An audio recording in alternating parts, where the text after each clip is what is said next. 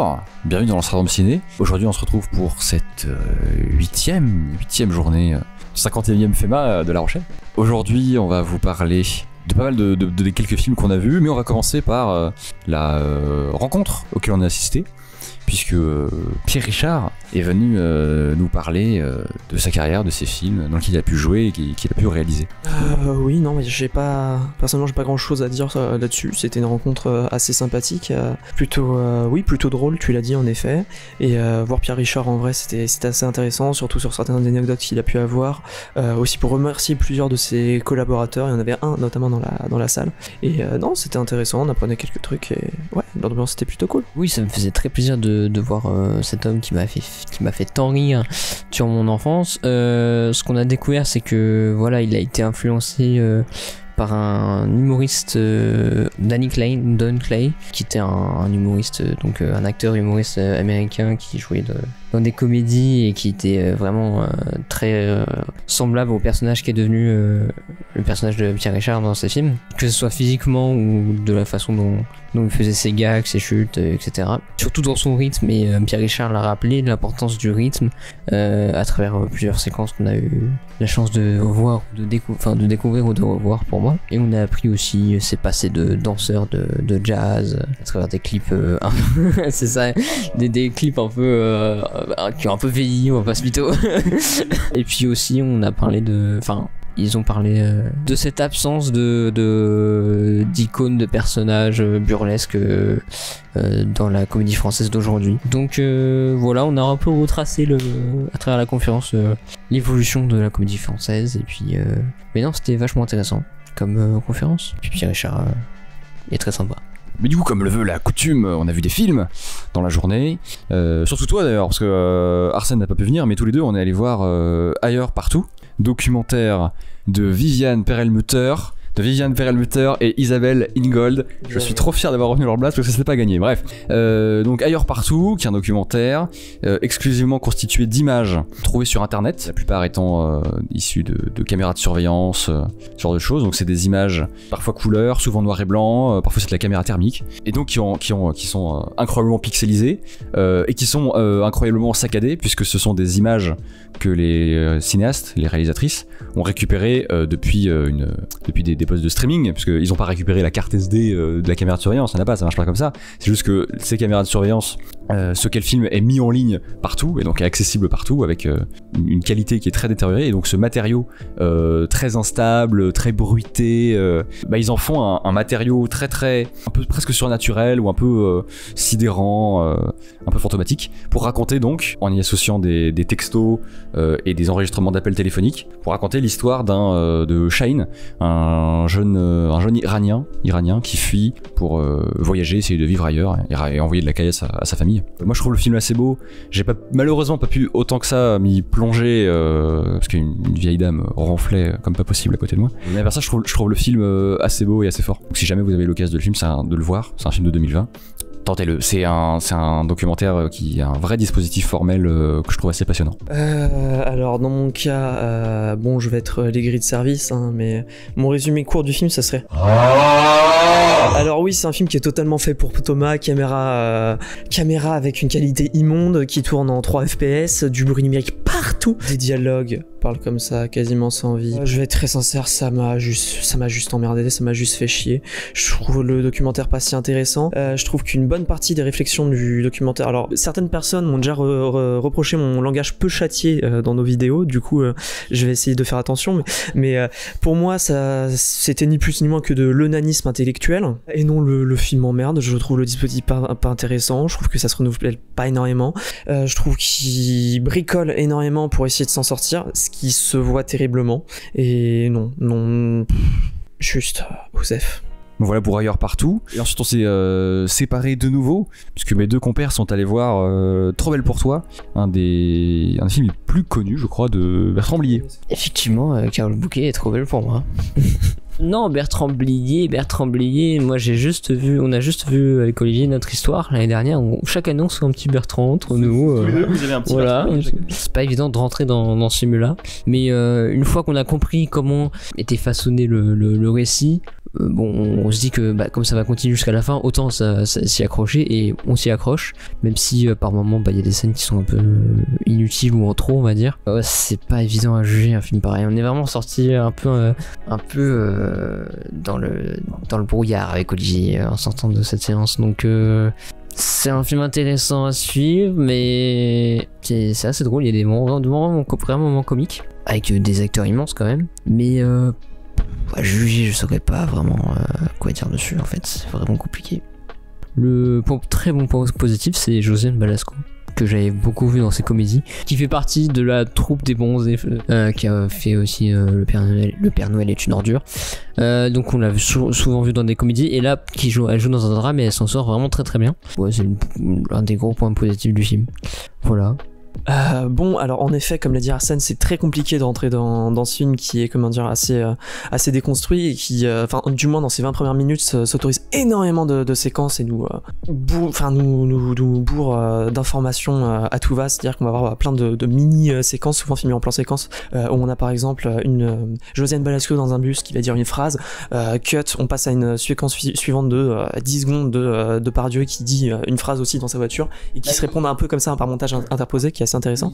L'inventivité du film, c'est que y a des personnages qui vont parfois dire leur pensée à voix haute sans que l'autre personnage l'entende, et il y a un personnage qui va être dans un décor qui va dire quelque chose, et un autre personnage qui va être dans un autre décor, dans une autre temporalité, qui va lui répondre. En fait, le film est un immense rêve ou un immense cauchemar. Je sais pas comment Blier a écrit ça, parce que c'est impossible. Enfin, il y a plein de choses qui ont été faites au montage, je pense, mais il y a une grande partie au scénario, et je me demande comment on peut écrire un film pareil, en fait. Donc ouais, c'est assez compliqué de rentrer dedans au début, mais une fois qu'on y est plutôt bien. Et comme Arsène l'avait souligné, il y a toujours cette ambiance vraiment de rêve assez déconstruite qu'il y a toujours chez Blier. À nouveau, on a des personnages qui donc se parlent à travers le montage, alors qu'ils sont dans deux espaces différents. On va changer de séquence en cours de route, c'est-à-dire qu'on peut très bien commencer une séquence à un mariage pour la terminer à en fait un dîner entre amis, avec des changements de costumes sur un cut, tout en gardant malgré tout une certaine continuité, ce qui est assez intéressant. Franchement, alors, j'ai pas grand chose à reprocher au niveau des acteurs, je trouve qu'ils jouent tous très bien, à part c'est du pinaillage, mais j'ai un peu de mal avec Depardieu sur un ou deux plans où je trouve qu'il a un ton un peu affecté à quelques reprises, qui est pour moi un petit stigmate de son jeu, mais je pinaille. Et sinon non, c'est toujours splendidement réalisé. Je suis vraiment extrêmement fan de la réal de Blier, ces jeux avec les reflets dans des miroirs, dans des vitres, etc. Je trouve que c'est très très bien cadré, mais comme plusieurs Blier, il y a des défauts qui sont inhérents à son cinéma. Souvent c'est un peu long, ou alors c'est inégal. Tenue de soirée, c'est un peu inégal. Notre histoire, c'était bien, mais c'est un peu long. Là, je trouve que c'est un petit peu des deux, c'est-à-dire qu'il y a des scènes qui sont un peu moins fortes que d'autres. Le film a peut-être 10 minutes en trop également, mais malgré tout, je trouve que c'est un film de très bonne facture, qui est quand même plutôt réussi. Et franchement, ça vaut le coup. Voilà. Donc voilà pour Trouvel pour 3 de Bertrand Blier. Donc moi pour l'instant j'allais découvrir La Fleur de Buriti en compétition dans la sélection Un Certain Regard à Cannes cette année. Donc coproduction entre le Portugal et le Brésil. C'est une co-réalisation entre un jeune cinéaste portugais et une anthropologue brésilienne.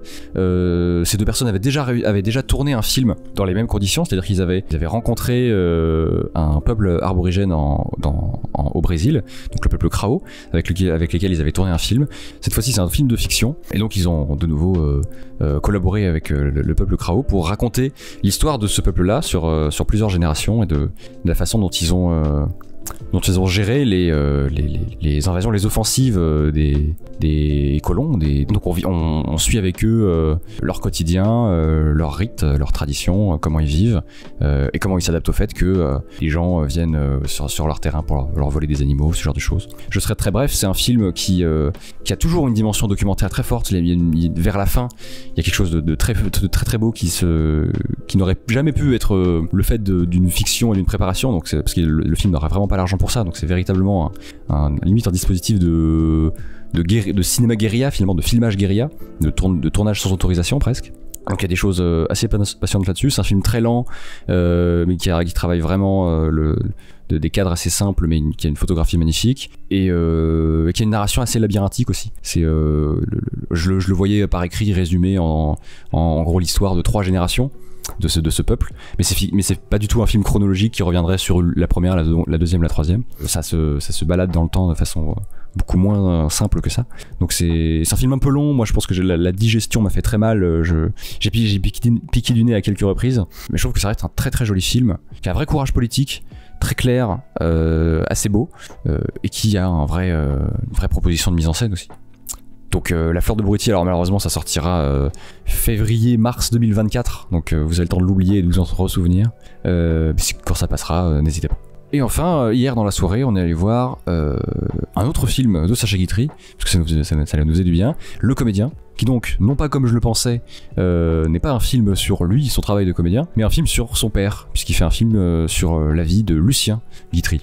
Le film, même s'il a beaucoup de choses assez réussies, je trouve que c'est peut-être le plus faible de ceux qu'on ait vus. Alors ouais, Le Comédien de Guitry, je suis plutôt d'accord avec Thomas, c'est toujours réussi, mais c'est un petit peu moins réussi que les deux qu'on a vus auparavant, qui étaient pas tout à fait des chefs-d'œuvre, vraiment des très bons, voire des excellents films, surtout Le Roman d'un tricheur. Mais là on est sur un rythme un petit peu plus lent, ça prend un peu plus son temps. C'est toujours assez bien écrit, même si je trouve que la verve, la plume acérée de Guitry est peut-être un peu plus adoucie sur certains points, quand bien même il y a toujours des petites phrases assassines. Mais sinon ouais, c'est quand même un film qui est réussi, peut-être je trouve qu'il est quand même un peu supérieur en termes de mise en scène à celui qu'on avait vu auparavant, Faisons un rêve qui était beaucoup plus théâtre filmé, lui se permet un petit peu plus de mouvement et tout. Même si pour le coup je préfère Faisons un rêve, qui à mes yeux a vraiment un rythme qui fonctionne beaucoup mieux, on s'ennuie quasiment pas une seconde, là où pendant le comédien ça prend beaucoup plus son temps, on va passer beaucoup plus de temps sur des longues périodes de la vie de son père en tant qu'acteur de théâtre, mais ça c'est quand même un film qui est réussi, qui est assez beau sur certains points, qui arrive toujours à être drôle, même si on ne peut pas toujours être le GOAT. Oui, c'est peut-être un film qui est un peu moins réussi, mais en fait s'il est moins réussi, ou s'il nous paraît moins réussi, c'est parce qu'il est un peu plus long déjà que les deux autres. Juste avant, il parle de ce qu'est être un comédien dans les années 30-40, quel est le travail à fournir pour devenir comédien. On devient pas comédien du jour au lendemain, c'est vraiment un investissement qu'il faut faire tous les jours pendant toute une vie vraiment.